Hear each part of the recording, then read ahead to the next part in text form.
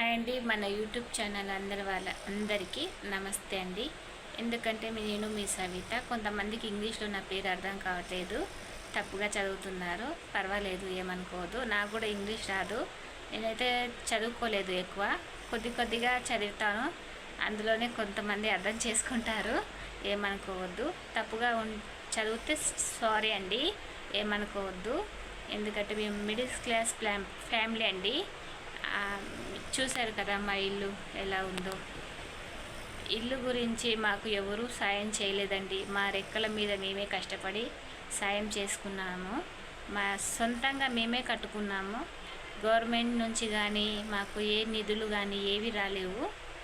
మేము బాధపడేదల్లా ఒకటే, స్లాబ్ పడాలి, ఇల్లు మంచిగా ఉండాలి, అందులో అందరిలాగా మేము కూడా ఉండాలన్నది మా కోరిక. మాకు ఎప్పటి నుంచో ఉంది ఆ కోరిక, కానీ మా కోరిక అన్నది నెరవేరట్లేదండి. మీరు యూట్యూబ్ నుంచి సాయం అడుగుతున్నారా అని మీరు అనుకుంటుండొచ్చు. కాదండి, నేను ఎవరి గురించి సాయం అడగట్లేదు. నా ప్రాబ్లం నేను చెప్తున్నాను, ఓకేనండి. అంతా కూడా గుడిసెల్లో బతికిన వాళ్ళు కూడా ఉన్నారు. మేము కూడా చాలాసార్లు గుడిసెల్లోనే ఉన్నామండి.